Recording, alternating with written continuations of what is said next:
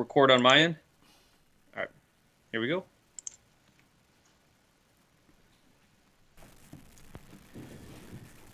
Hey everybody, Mike Guillaume from Sons of a Pitch Soccer Podcast, live tonight for episode 132 with my buddy Nick Pateras. We are live, and Nick, you are getting ready to move. Man, thanks for coming on tonight. I kind of screwed things up last night, totally forgot that it was Monday and we were recording, as you texted me at 8:15 and was like, are we still on for tonight? I'm like, what the hell are you talking? Oh, shit. So... yeah. No worries, man. I know you were just observing Memorial was. Day, the American patriot that you are. It's quite all right. But yeah, I am moving houses tomorrow, so I'm sitting amongst the boxes, unpacking things, going through stuff, packing it back up. And actually, it was funny. I threw a tweet out there. I found this really, really old Alexi Lalas soccer poster from when I was like 10 years old or something like that, 10, 11 years old. So Twitter account, if you want to see what Alexi Lalas looked like 25, 27 years ago. One of my favorite players at the time. Wow. Finding all these little things when we move. That's when you find all kinds of stuff, man. You always find the hidden gems that you haven't seen in a long, long time when you're going through stuff like, do I really need this? What is this? Where'd this come from? I haven't seen this in forever. So that's good stuff, Yep. Man. Good stuff. So here we are, Tuesday night, a little different than we normally do it. We're live. We've got lots to talk about. Lots of Bundesliga action to talk about. Lots of USMNT action to talk about, as well as some MLS headlines, so on and so forth. First things first, you got a message from Ray Roscoe on Twitter. Kind of share that interaction with us a little bit, Nick.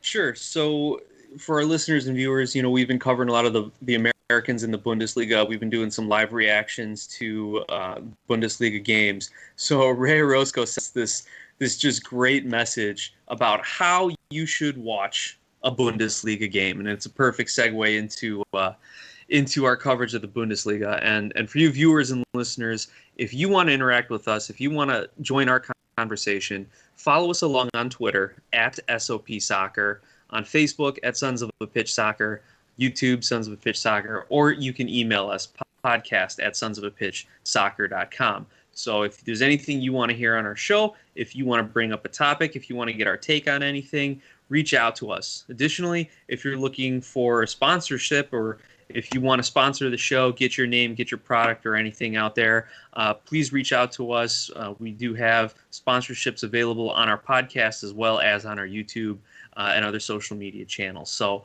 let us know. We can work something out. Getting back to the soccer now. Ray Roscoe, how do you watch the German Bundesliga? And I'm not going to read you the whole message because it's very lengthy, but beautiful detail here. But he suggests, first of all, going to your local liquor store and buying a variety of German beers, his favorite being the Hefeweizen, which I agree with him. The Hefeweizen's fantastic. Going out and getting a bunch of German foods and just almost having like a Bundesliga Last Supper. That's kind of what I envisioned it as, with your German beers spread out and the cheeses and the meats and everything. And then he says, to offset the lack of fans in the stadium and the lack of crowd noise, put on some polka music. In fact, learn some polka. Go out to some polka competitions. You never know what the competition is like. You could win one, and you might be good enough just in time for Oktoberfest when everything opens back up after the coronavirus pandemic. So, Ray, I want to thank you. This is probably one of the best messages that we've gotten since doing this podcast over the last 3 years. And we appreciate you viewing, listening, subscribing, and joining in the conversation. Like, I just can't get the picture of all of us in our head. I don't think that was something that ever should have been brought up, but it was definitely appreciated, and we're the better for it. And hey, once I settle into the new house, I'll grab a 6-pack of some German beer for the next Bundesliga match. That's for sure. There you go. Good stuff. Yeah, that I made the mistake of starting to drink for one of the games. I think it was last weekend. That was not pretty at like 2:00 in the afternoon. It was not good. So I'm going to hold back off the drink. It was funny today during some conversation we were having today during the live. that I did with Bundesliga action, the Borussia Dortmund hosting Bayern Munich. One of our listeners or viewers said, hey, what are you drinking there? And I'm like, water. That's it. Straight water. Because it is way too early to start drinking. It's like noon. And if I start drinking now, my ass will be asleep by like 6 o'clock. So yeah, I mean, today we had some great conversations doing the live for the Der Klassiker, the great game between Bayern Munich and Borussia Dortmund. We'll discuss more of the actual game itself later on in the episode, so make sure you stick around for that. But some great conversations we've been having on our live stream reactions for some of these Bundesliga games.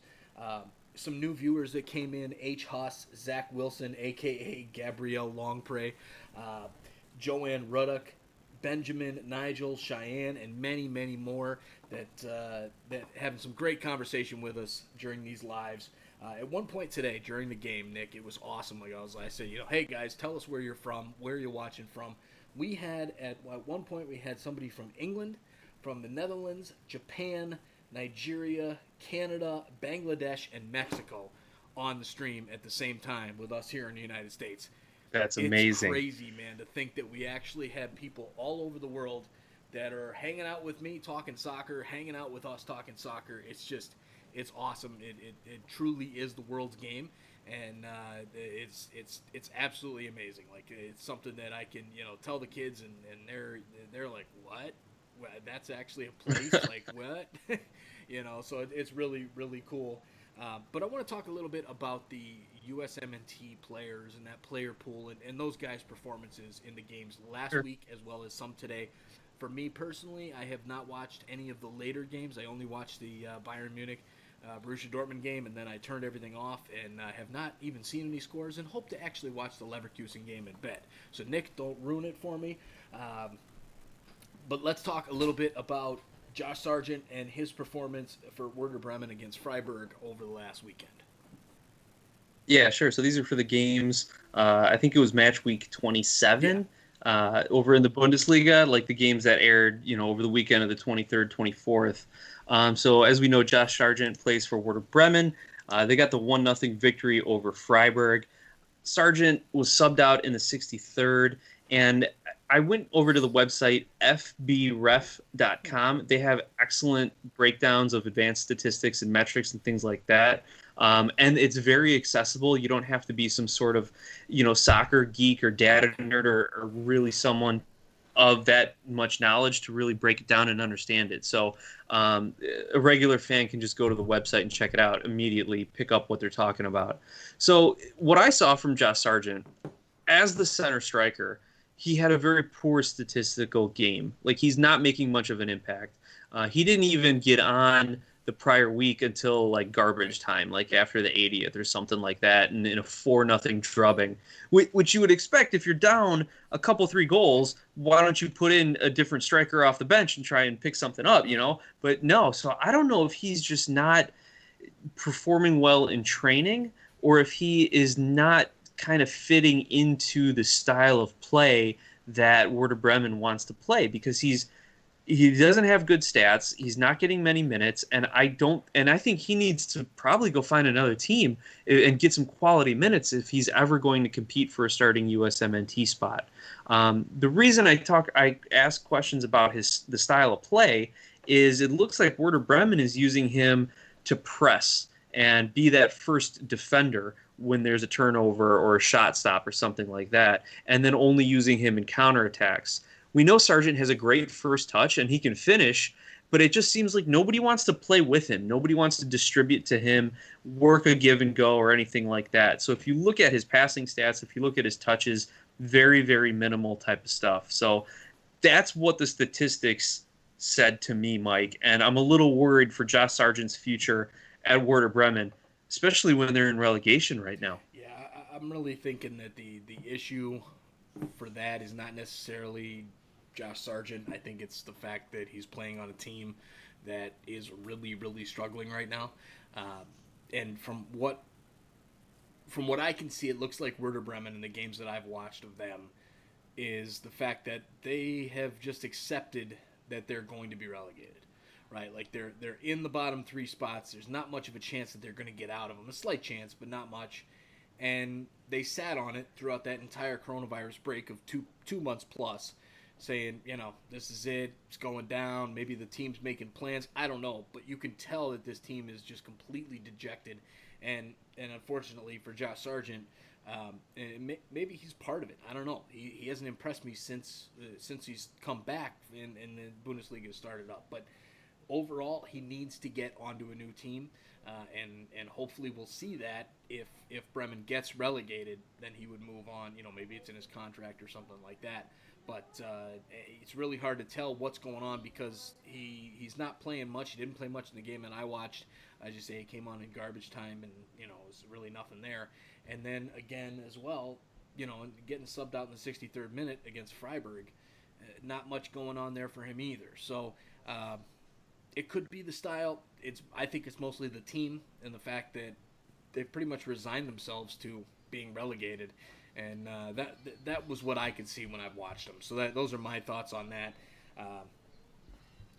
I can't say, it's hard to say. I don't want to give up on the guy. To say, oh, well, he's done. He's not going to do anything on the U.S. men's national team or anything like that. But he's a striker, man. You got to produce. You got to score goals. You got to be in form to play for your national team. And it's probably a very good thing that the U.S. men's national team is not actually playing games right now. And, and for the foreseeable future, right? So that's kind of my thoughts on him. Do you have any other thoughts before we move over to John Brooks and Gio Reyna? You're right, though, that strikers have to score goals. That's it. I mean, you can have the greatest statistical performances. You can have terrible metrics, whatever. You got to score goals. I think the only striker who can get away with not scoring goals is Yossi Zardes because he fits a system. Right. and even then, he still finds a way to score every third or fourth game. He wears the red, white, and blue. So, if Josh Sargent is going to compete with the USMNT striker pool and not start to get overlooked for the guys who are like the U20s right now, or the U19s, U17s, he's got to start producing. And I think, he needs to get out of Bremen. That's for sure. The next couple guys I want to talk about, we're fortunate to have them face off against each other. Kind of Wolfsburg losing 2-0 to Dortmund. And we got John Brooks, defender at Wolfsburg, and Gio Reyna, midfielder for Dortmund. We all know John Brooks is that big center back, and Gio Reyna as the up-and-coming star. Now, Reyna got subbed in the 79th minute. I would have liked to see him get some more time, but we do know that Dortmund is kind of looking ahead to that Bayern game as the big one. Plus, Reyna picked up an injury the prior week before and didn't play. So I think they're just kind of working him back into match fitness and saving him up a little bit for this stretch of games coming up. 8 touches in the game, not really much to grade him on. Now, Brooks, on the other hand, had an excellent statistical game, and a stat I kind of want to focus on this week is your progressive passing. And FBref.com defines progressive passing as the total distance the ball travels when you're passing it away from your goal. So no back passes. Brooks had the highest progressive distance passing on his team. So you typically do find defenders have a higher progressive passing because the only way they can go is forward. But still, for his entire team, that means Brooks is the one looking forward. He's trying to spring the counterattack. He's not just booting it and clearing it because it's measured in complete passes. Right. He's actually finding guys to distribute the ball to out of the back. So once again, Brooks has a good statistical game, and they lose 2-0 to Dortmund. So it almost makes me wonder, Mike, is John Brooks just a money ball kind of guy? Like, great stats, but never wins anything, and maybe isn't going to be on the USMNT when the time comes. What do you think? I don't know. I wasn't really impressed with him in that game. We did the live, and we disagreed. You thought he had a pretty good game. I didn't think he did, and it's funny being an accountant and dealing with all the numbers and the stats and all that kind of stuff. Usually, I pay attention to that, but for some reason in soccer, I can't get into the stats. Like those type of stats, they just don't do it for me. It's the eye test with soccer, right? Like, what are you doing right now You know, how are you playing on the field? That's what I'm judging. And you know, I didn't think he had a great game. That's my you know, my opinion on that one. The stats though that you bring up definitely is a good point, right? I mean, he's got you know, he's got progressive passing going for him. He's moving in the right direction rather than passing back a lot. Is he going Right. to win something? Not, you know, not at Wolfsburg. It's not going to happen. But when you're talking about, you know, what possibly he could move to another side to actually win something, but I doubt it. Right, so it's probably going to be you know, the type of guy that's just floating around mid-table, you know, mid-table teams. So overall, I'm not, you know, I'm not hugely impressed with his game that we watched against Dortmund, but Sure. you know, is he one of the best center back options for the U.S. men's national team? Yeah, he is. Just based off of where he's playing, who he's playing, you know, that's he's got that spot kind of locked down from where things are right now. Maybe not locked down, but you know, he's in that spot. So as far as Gio Reyna Sure. goes, Let me pose this to you yeah. though about John Brooks. Who would you rather have starting for you right now?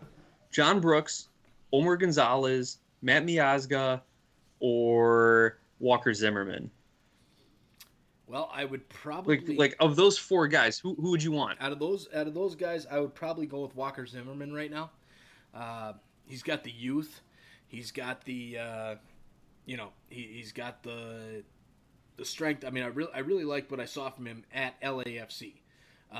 Now, as far Mm-hmm. as what he's doing at Nashville, I don't know. It's a totally different world, right? So, um, Yeah. as far as where he was with LAFC, you know, I'm with him over Brooks, over, you know, and that's a tough one over even Omar Gonzalez for me. As a TFC fan, Omar Gonzalez really changed the trajectory of that team coming in last summer. That really, if it wasn't for him, they wouldn't have been in an MLS Cup final last year. That's for sure. So, you know, I definitely, I'm a big fan of Omar Gonzalez. He's playing well right now, but I think the youth speaks to Walker Zimmerman, and I would go with him. Just for the most part of it is like the desire, right? The drive to win, the drive to be successful, and we'll talk about that more with Alphonso Davies and with Bayern Munich because that's something today Oh yeah. that really stood out. There's something to be said for that, and you know that's so I'm going with Walker Zimmerman there. Who are you going with out of those four guys? Okay. I mean, yeah, I think Zimmerman is the future of that center back pairing, and then personally, I like Matt Miazga. I think he's a solid player.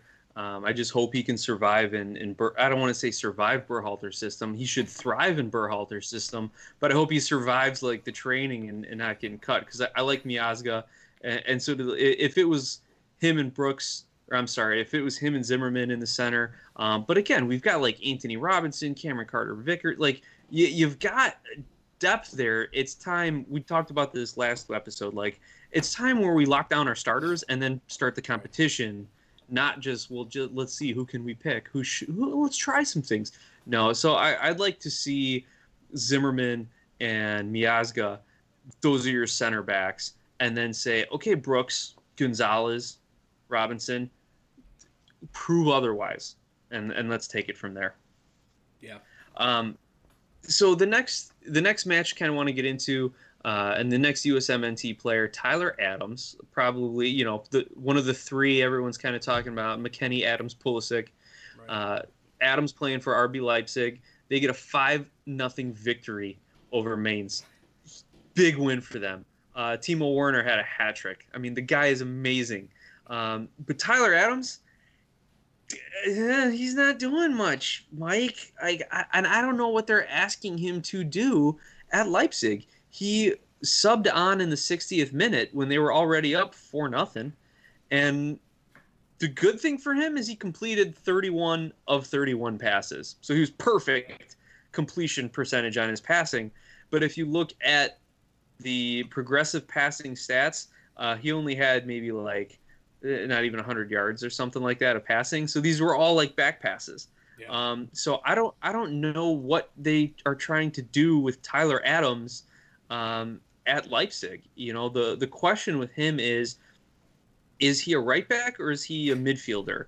And if we put him at right back, do we say, okay, go do whatever you want, just recover, like the Alfonso Davies thing, to use another Bundesliga kind of comparison? Davies is a left back, but he's scoring goals. He's running forward because as soon as the ball's turned over, he gets back on defense. He's one of the fastest guys on the pitch. Is that how they should play Adams, or should they just move him to the midfield and let him run around and create havoc in the midfield? I don't know, but he's not impressing at Leipzig over the last couple of weeks. That's for sure. Yeah, I personally like to see Tyler Adams more in the midfield than at a right back position. That's just my thoughts on it. But uh, it's tough to judge a guy who comes on in the 69th minute or whatever you just said, in a 4-0 game, right? It's a totally different world then. It's like Josh Sargent coming in when Werder Bremen was down big to Leverkusen, and there was nothing he was going to do. He was on for 10 minutes, and they had zero offensive pressure going at the time. So I would like to see him used more in the midfield. I don't know if that's in the plans at Leipzig. It's a Bundesliga team. Maybe he gets, maybe he moves to another one outside the Red Bulls organization. I don't know. It's kind of stunting his trajectory a little bit, and hopefully he makes the right move. But I can't judge it on that last performance. He does seem to be, he did seem to be playing well for them a while back before the injuries started occurring. So maybe if he can get back to, pre-injury form, then maybe we'll get there. But I'd like to see more out of Tyler Adams. That's for sure. I think he is one of the better players in that USMNT pool, younger players, and hopefully he'll continue to grow over there in the Bundesliga. But as of that, that performance, it's tough to judge. But good for his team, Sure. right? They kind of stick around in that title race a little bit there, Champions League spot type of thing. So hopefully that works out for them. Yeah, that's the one thing I was just going to kind of segue into. The table right now in the Bundesliga, after today, the 26th, Dortmund's in second. So you've got American Gio Reyna sitting in second in the table, Champions League spot. Leipzig, third place. You've got American Tyler Adams starting on that squad. Right. Mönchengladbach is sitting in fourth place, Champions League spot. And I think is Fabian Johnson on Mönchengladbach or Fabian? Yeah. Yep, Fabian So Johnson. you got you've got three Americans on German squads who are qualifying for the Champions League if it stopped today. Then you've got Wolfsburg is in sixth, John Brooks, Right. who is in the Europa play-in qualifier. Okay. So not terrible for Americans right now. It's just we know that they probably play better for the national team than they do their club team, just because of the way they're used and kind of the way of the international game.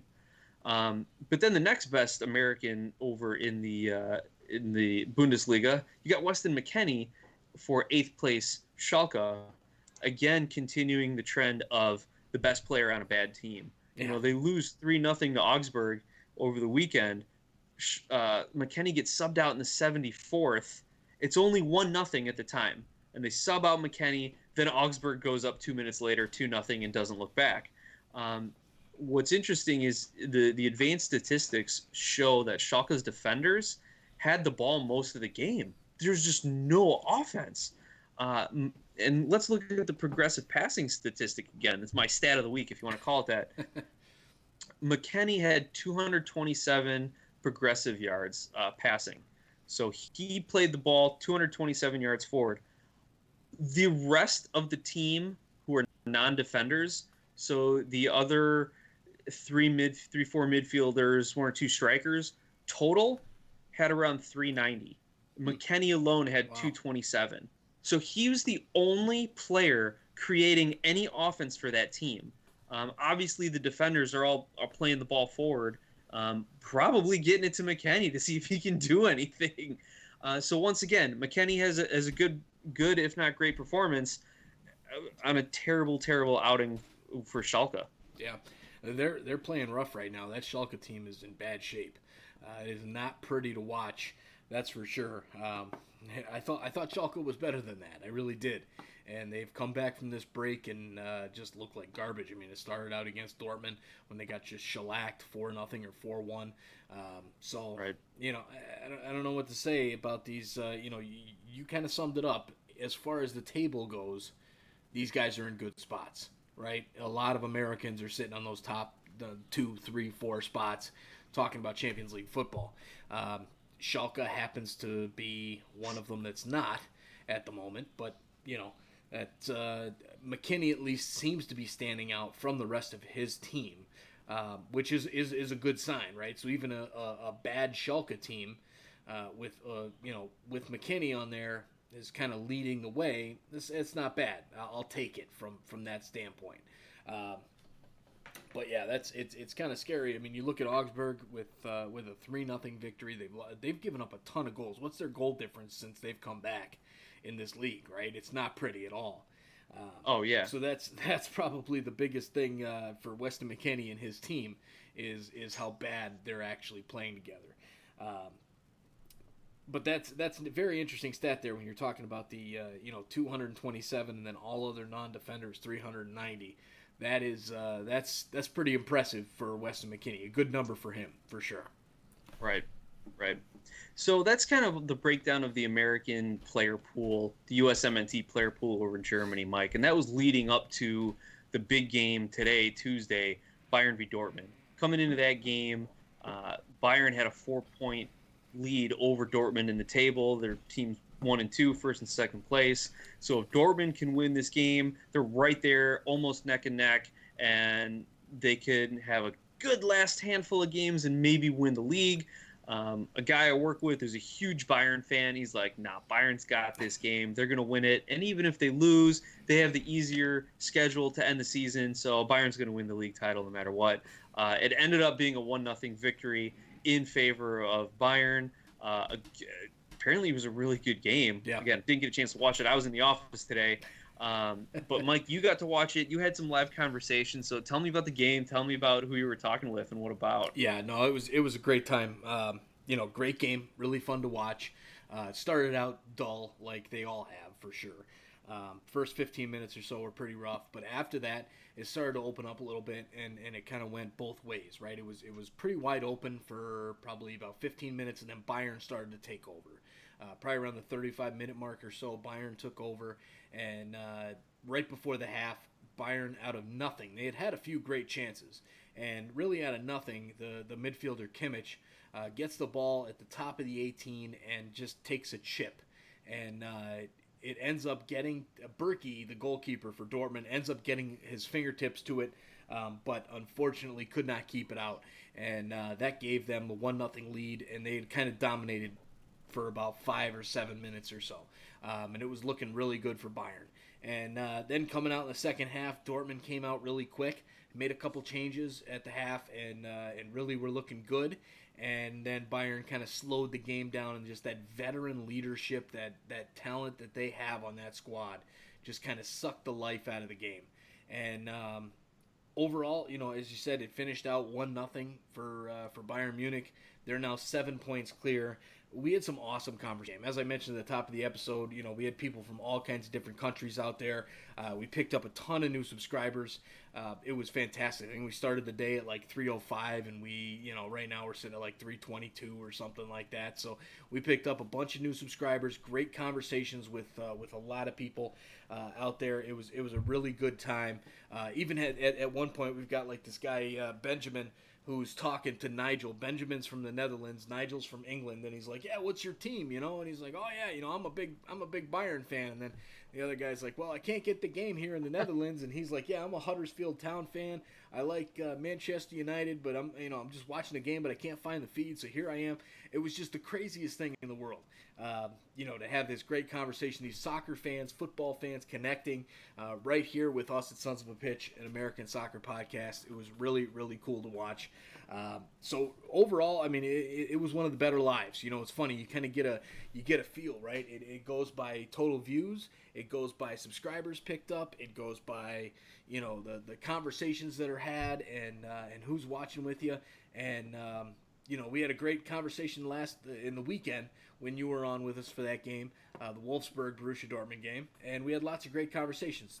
We only picked up 3 subscribers, only had 400 or 500 views, but it was still a great conversations. And again today, the conversations were there as well as the other pieces. So overall, it was great. Now, Thomas Muller had some nice things to say about Alphonso Davies, who was just an absolute beast on the left-hand side. That entire first half, he was going up against Hakimi, who has been on fire for Borussia Dortmund over the last couple weeks. And he's Hakimi's found himself in all the right places. Found him being able to distribute. He had at least 1 goal over the last week or so, a couple of games. So you're right. He has been playing well, and it was a good test for Davies. Absolutely. Yeah, it was. And Davies just controlled him in the first half. And even into the second half, Hakimi started to push forward a little bit more, but Davies was there. The drive, I mean, it was unreal.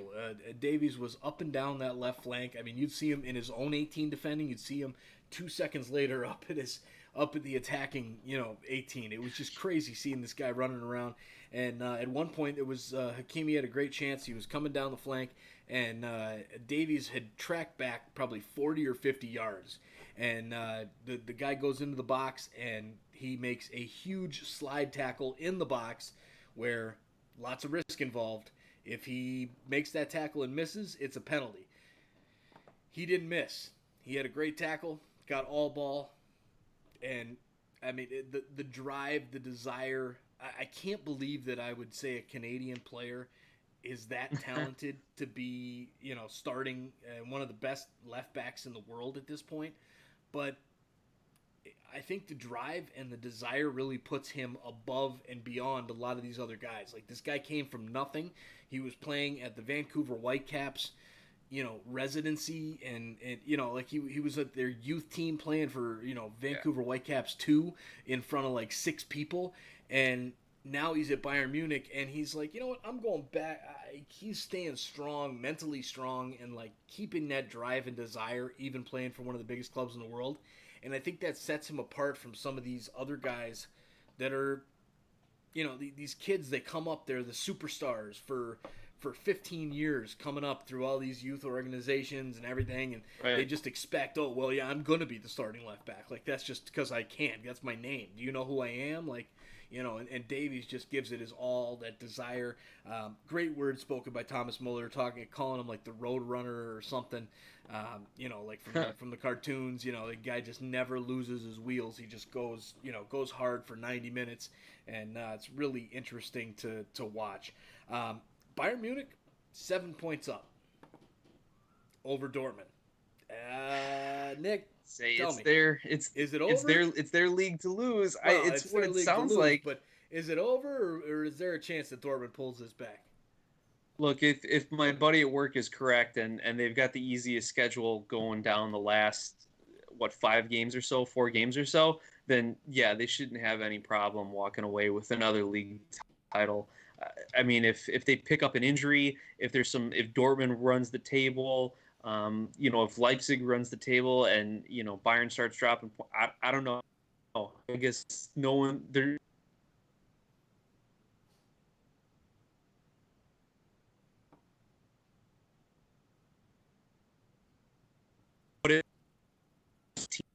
Team like Dortmund, who is playing its best, they're still going to win the games to run it out. So I've got to give the edge to Bayern here.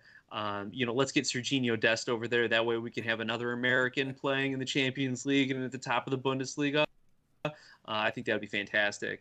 I do want to say about Alphonso Davies. I was reading up a little bit more on him today. 2 bits of trivia about him. First of all, he was actually born in a refugee camp in Ghana. Yeah. And I think his father won a lottery and was able to relocate to Canada. And that's what got him out of Africa over towards Edmonton, and then was able to get picked up by the Vancouver youth program over there. The other bit of trivia about Davies, the MLS trivia here, since, American Soccer Podcast, we'll touch on it. He's the first player born in the 2000s in an MLS match. Wow, okay. So there's Alphonso Davies trivia there. Interesting. And he was doing his thing at Bayern Munich. pretty crazy to see. But with that, let's take our sponsor break, our halftime break here, and give a shout out to our sponsors, Donovan Food Brokerage and Nice Premium Iceland Pure Spring Water. And take just a quick second here to refill our cocktails and whatnot, and we will be back in just a minute to talk a little bit more of some MLS headlines.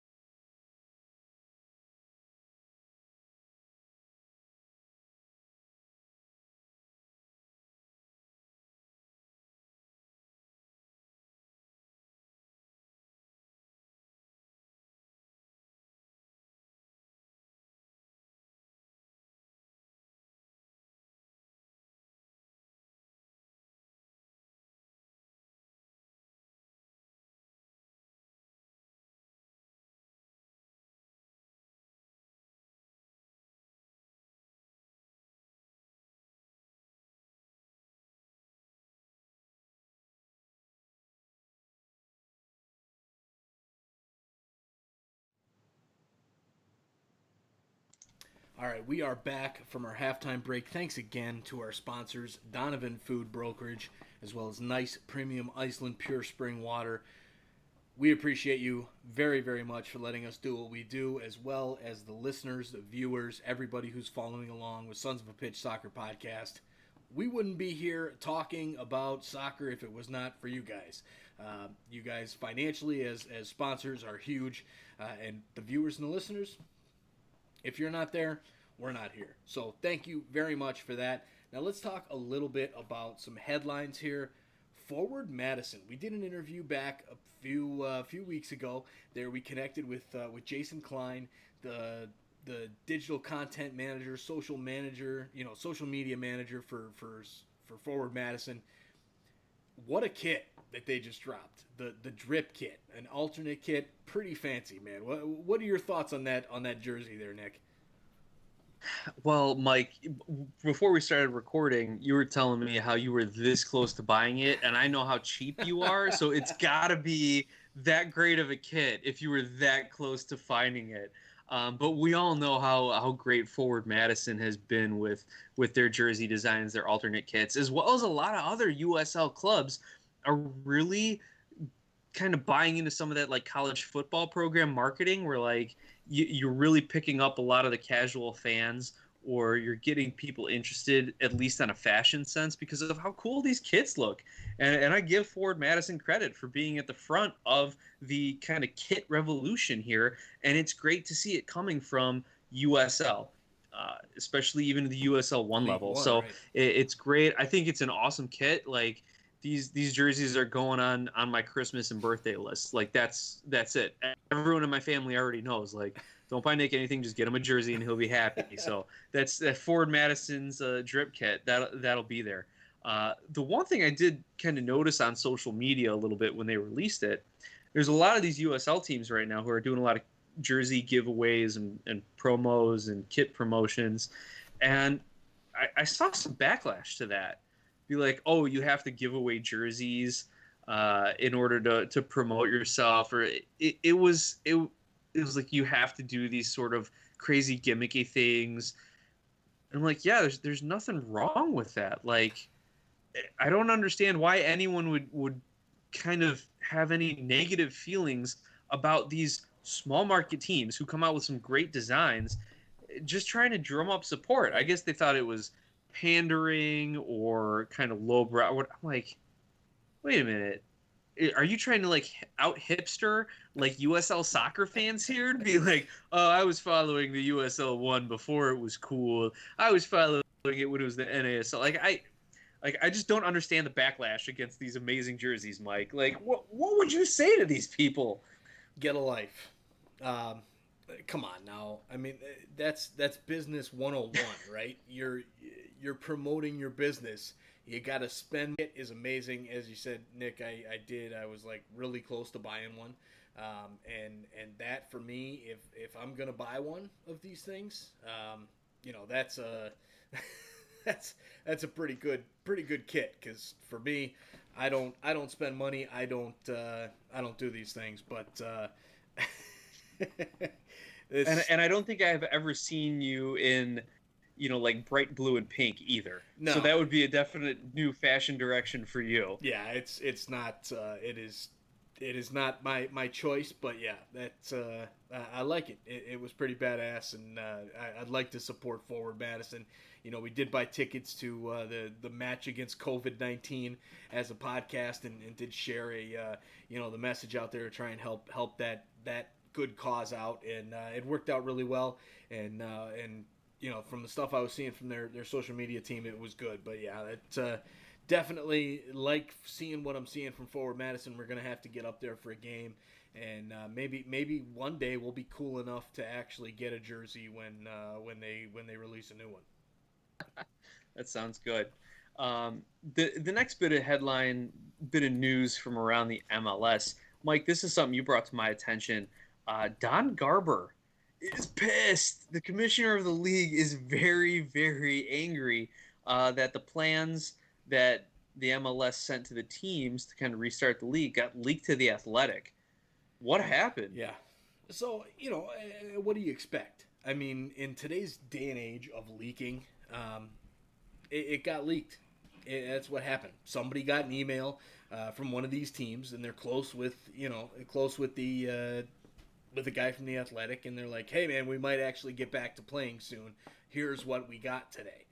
And now Don Garber's going to show up and be like, oh, this is, you guys shouldn't be leaking, and he was all pissed off about it. And you need to keep this, confidential, blah, blah, blah. I don't know why we need to keep it confidential. I mean, is this something, are we like talking about negotiating rights with Disney Wide World of Sports? That, the MLB is going to outbid MLS or something? I mean, maybe that has something to do with it. But, the people are wanting soccer. You have a handful of people. Alejandro Bedoya. You have some guys in baseball. Blake Snell has been very out about what he thinks for taking a pay cut for playing. You're going to have people on all sides. That's going to happen. You know what? Right. That's fine. That's the way it is. Now, let's get back to, the people want sports. People want to watch it regardless whether it's, in empty stadiums or not. People want to watch it. And that's, for me, I'm watching Bundesliga. I'm excited about watching the Bundesliga every single week. And that's really weird because I usually don't follow the Bundesliga at all, let alone now, when I have a chance to actually watch every single week. So get the sports back. That is the main theme here. So leaking, no leaking, whatever, it is what it is. Look, he needs to turn this into a positive PR item here. Like, yeah, he can be mad, and maybe there are some contractual provisions because these are franchises and MLS as the actual corporation, Major League Soccer LLC, has told its franchisees, like, you can't do these sort of things. Or, hey, maybe you want to go conspiracy theory here. Maybe he wanted him to leak it and try to generate some buzz about it. Like, I've been hearing in the Chicago area on sports radio, look, baseball is doing it all wrong. All they are is talking about money, and it's billionaires versus millionaires, and so nobody wants to watch baseball because they're just pissed about it. It's a money conversation, not about getting back to playing. Right.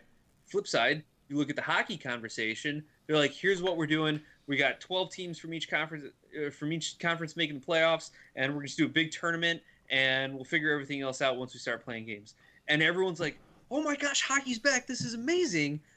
So if Garber was able to get this leaked, or he should have put it out and said, this is what we're proposing, this is what we want to do, generate some buzz. Let the people talk about it. Let Americans who are just casual sports fans go, oh, maybe soccer has the right idea to come back from the coronavirus break. Let's talk about their plan. Let's bring them into the conversation with Major League Baseball and the MLS or the NFL, who's really, their plans are just proceed as normal. That's one end of the spectrum. So it's too bad he's missing this marketing opportunity and this PR opportunity, and instead is choosing to be angry with whoever it is that leaked this information out. Yeah. Leaked, quote unquote, air quotes, whatever. Yeah. I mean, it's going to get leaked. Stuff like that's how it's going to go. I mean, I just want to see some soccer, man. I need MLS soccer in my life. I'm enjoying this Bundesliga. Rocky just joined us on the stream from Portland. Oh, hey, Rocky. And he was with us during this Bundesliga game this morning, and I love it. I love the Bundesliga. I love watching soccer and doing lives. But I'm an American soccer podcast. We are an American soccer podcast. We want to do MLS games. We want to do CONCACAF Champions League games. We want to do US MNT games, US WNT games. That's what we want to do. We'll be much better at those than we are. I mean, I was pretty impressed with my roster knowledge for the two teams today, because we've done a few Bayern games and a few Borussia Dortmund games. But other than that, when we're doing Wolfsburg and stuff, man, I'm like, who is that guy? Yeah. Who is that? You still got to work on your pronunciation. Yeah, your German accent leaves a lot to be desired. You know what? There's a lot of things. But, when you're talking about MLS, I know those whole rosters. I know those starting lineups. I know what those guys look like. I know their numbers. And I'm excited to do some lives for MLS. That's really what started taking us off on YouTube was, we started blowing up when we were doing those lives for Champions League. Yeah. And doing Atlanta United and, LAFC and that stuff. And now all of a sudden it kind of has taken a hiatus. And MLS, get back, Don Garber. It's not about you. It's about us. It's about the soccer fans. It's about the people that are paying your paycheck, paying the players' paychecks, and bring it back. Let's do this. Anyways, Amen. Amen. Preach on, brother Mike. Amen. I I regress. I need a break. Let me pat it down here. Oh. Well, hey, the next headline we were going to break into a little bit is FC Cincinnati has named a new coach. Jaap Stam takes over for Ron Johns, another Dutchman at the helm in Cincinnati. Which it's funny, a lot of people on social media are saying, "Oh, it's great, FC Cincinnati, orange, get a Dutchman," even though Cincinnati was founded by Germans. But whatever, it's fine. It works. The colors are there. So that's kind of the joking around social media. But Jaap Stam, he's got a really good pedigree, Mike. I had to read up a little bit on him, but he's played all over the place. He's had stints at PSV Eindhoven, Man United, Lazio, Milan. He was on the Dutch national team for 67 appearances. Like he has a great playing career. Now, I think the longest stint at any one of those locations was 4 years at Lazio, so maybe not a lot of longevity, but the guy's played. He was the center back, so he's played at the highest levels. Coaching, he's coached at 6 different teams, Cincinnati being the 6th. But prior to Cincinnati, he's coached at Feyenoord. He's coached at PEC Zwolle, which is in the Dutch Eredivisie. Coached at Reading. I think they're still in the English Championship right now. Yep, as well as Young Ajax, which is their Ajax 2. They're kind of, their youth team or whatever you want to call it, development club. So he's coached in some respectable places, and a lot of people are very, very high on Jaap Stam. You gave us a quote here from the new LAFC goalkeeper Vermeer, who's played with him overseas, that he's a killer. He says he's very much like Bob Bradley. I don't share in the optimism. And fans, if you want to go get some more detailed takes, we've connected with You Ain't Lying and Cincy Soccer Talk on Twitter. Go check out their podcasts and their websites, and they'll give you a lot of in-depth detail about Jaap Stam. But I just don't share in the optimism. He got a 1.5-year contract. That doesn't, to me, ownership's doesn't say that they have a lot of confidence in if they're only going to give him a 1.5 year, unless he's just there to finish out Ron John's contract. But if you really believe this guy was going to take you to the next step in your MLS career, in your competition life here, why are you only giving him a 1.5 year? It's a prove it deal. Also, if you look at his wins and losses as coaching, he's got almost a 500 record. Let me see if I can't pull it up here real quickly. His coaching, 54 wins, 47 losses, 32 draws. So he's got a 40% win percentage. Is that a killer to you, Mike? I don't know. No. Judging by his playing career, sure.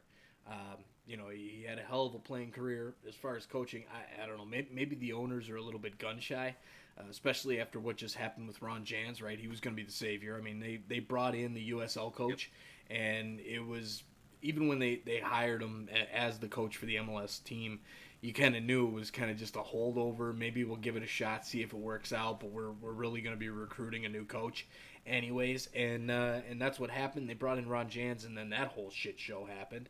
So, it's, I think with that, if you can get a guy to sign on a short deal, a swift move like that, let's see how it works out. You can always extend the guy if you need to. I kind of understand management's notion on that one. Judging by his record, Vermeer, who played for him at Feyenoord, he seems to think he's a great coach. Why wouldn't he say anything like that, right? I mean, why would he say anything bad? He wouldn't. He'd say positive things about the guy. He's coming to MLS.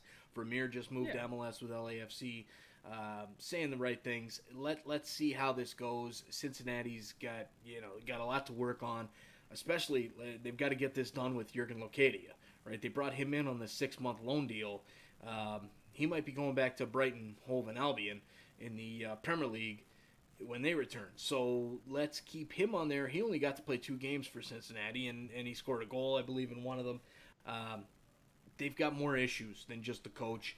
Unfortunately, they screwed it up on social media and put out the picture of the wrong guy.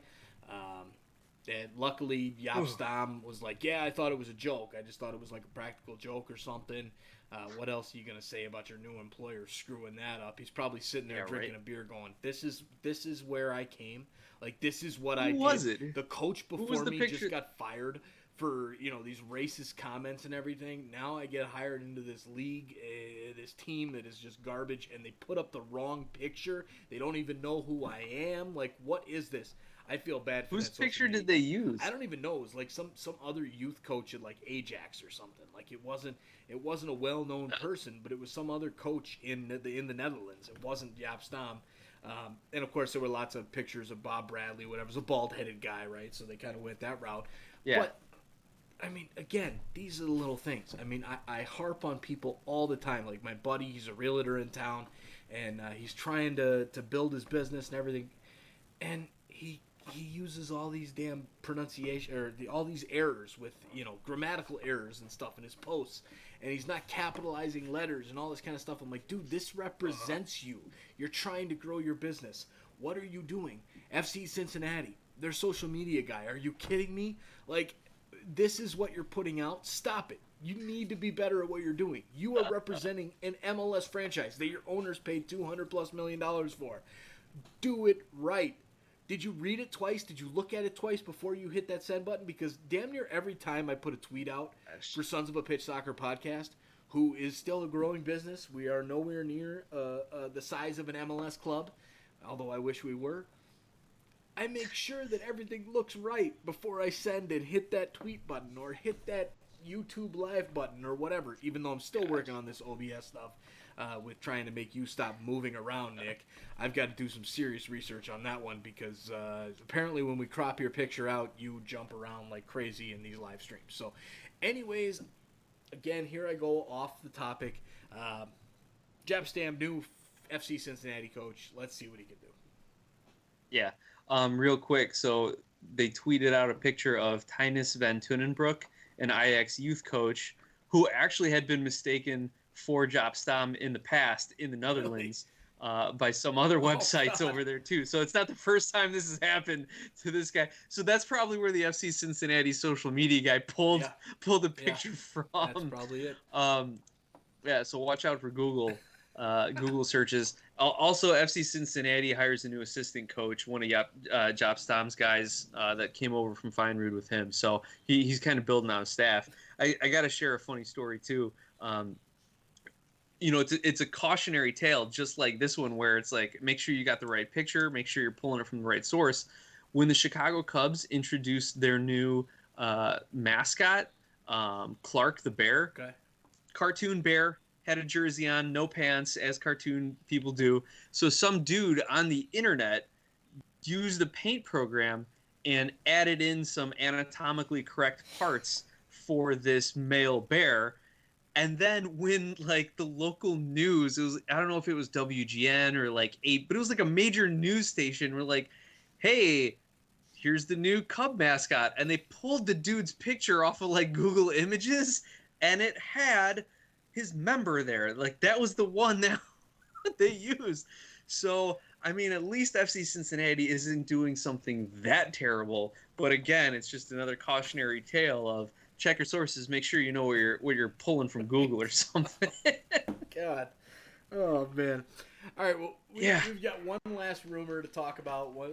One thing that might happen, might not happen. All the talk is out there for DC United. Nick, tell us about that possible transaction that might be happening. Yeah, I read this and went, no way. He's not coming. Gonzalo Higuain is not leaving Juventus to come play for DC United. But the more I thought about it, I was like, actually, it's possible. He is the younger brother of Federico Higuain, who is now a player/player development coach for DC United. You know, the former Columbus Crew great, MLS superstar, long career, whatever. Pipa, one of my favorite players. Yeah. So he's got the family connection there. He could go play with his brother in DC. Gonzalo's 32. So he's at the end of his his career. He's probably not going to be playing with Juventus much longer. He's won as much as he can with them. He's done a lot of great stuff in Europe. So why not come hang out with his brother for a couple of years, make a few extra bucks, and bum around DC for a bit? Like, it starts to make sense in that sense. He's under contract with Juventus through next June. So from a club perspective, Juventus is going to make a few bucks off of him before he walks as a free agent. The only thing that I think this is kind of ridiculous is his value. Right now, Transfer Market website has him at 25.5 million euro. Is a 32-year-old, I think he's a striker, is a 32-year-old striker, yeah, worth that much money? I don't believe so. I don't think that Juve is going to get him for that much. So if DC can work some magic like they've been known to and get a good deal on it, it could happen. I could see him coming over to DC. Now, my only problem is it good for the league to bring these aged players in? I mean, typically we do see DPs as strikers. Would they bring him in as a DP or an allocation money type of deal? Probably have to be a DP type of thing. Is that good for DC? Is it good for the league, Mike, where you're going to have a player like Gonzalo Higuain come and fill a DP spot at DC United? I'm going to go with yes, just where he is in his career right now. The transfer fee is a bit ridiculous, $25 million, but that's something that's been known about Federico Higuain, is that his brother is a big-time striker playing over in Europe, and it's a possibility to bring that in. Now, could I see Juventus letting him go on a free? Yeah, at $25 million transfer fee right now to Juve is nothing. That's chump change. Now, with coronavirus and everything, that might change, but they might let him go on a free and then try and negotiate something like they did with Javinko with Toronto with a small fee to let him come over before the end of the contract. I could see that happening, especially going with his brother. So it does have some relevance there. But, again, you're talking about next June, right? So there's plenty of time, and this coronavirus has kind of thrown everything into whack. I mean, we're not playing right now. These leagues aren't playing all over the world. What's going to happen with these contracts? Is there going to be some type of mass ruling that says, hey, these contracts are extended by 6 months just based off them not playing for these teams? There's lots of different things that are up in the air. So I don't know. I could see it happening, but I could see it not happening as well. As far as is it good for the league, yes, anytime you can bring a player like that of that stature into MLS, that's not really a retirement type of move because he is younger than Pipa. I could see that happening. So I don't know. I think it's good for the league though overall if they could pull it off. But again, what are the chances? 10%, 15%, 50%? I don't know. Yeah. Well, and the other thing too you got to remember is who's going to be called Pipa. Because apparently that was their father's nickname when he played, and the sons kind of picked it up. So they're both known in their respective leagues as Pipa. Huh. So who's going to be able to put that on the back of their jersey, so to say, when if they're both at DC? But yeah, it's an interesting take on that, Mike. Interesting take, and yeah, it's another big name. Typically we hear the big names going to Miami and LA. Nice to see DC kind of making some waves here and maybe bringing in a player. But again, I haven't watched him at Juventus, so I don't know how good he still is. Obviously, he's going to come over to the MLS, assuming he does come to the MLS, and be a top player. But I just hope he's not setting the league back when you see other teams, even our hometown Chicago, finally under new ownership, is like, hey, let's go grab some young European talent. Let's sign a bunch of homegrowns. And DC is going to go out and sign a 32-year-old striker from overseas. So I don't know how much it jives with kind of the way the MLS is trending, a trend that I'm in favor of. Yeah. But those are the headlines that I wanted to bring up, Mike. That's everything I got. So what else is on your mind before we wrap up tonight? Nothing, man. I'm excited that we at least have a little bit of soccer to watch with Bundesliga. Hopefully we'll start to see a little bit more of the Premier League and MLS come on back. But as of right now, we're doing our thing with the Bundesliga. and trying to keep the conversation of soccer going. So again, we've hit almost an hour worth of content here, and we just keep seeming to be able to do that, Nick, every single week during this coronavirus break. And we don't have any games to talk about. The odd rumor sprinkled here and there, but overall, you know what, we're gonna keep bringing it, and we hope that you guys keep watching and listening as well. So with that, pretty much that's everything I've got. Nick, any final thoughts for us? Hey, thank you to all our new viewers, new listeners. Thank you to our core of listeners and viewers. We appreciate you guys joining our conversation, whether it's on Twitter at SOP Soccer, on Facebook at Sons of a Pitch Soccer, on our YouTube channel, or shooting us an email, podcast at sonsofapitchsoccer.com.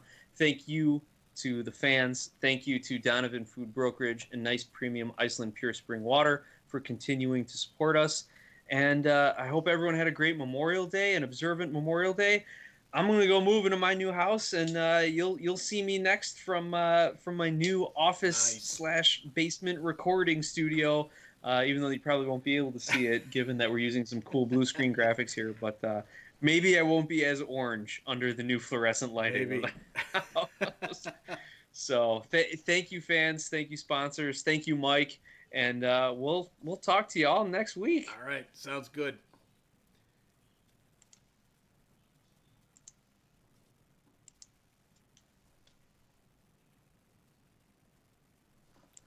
Fantastic.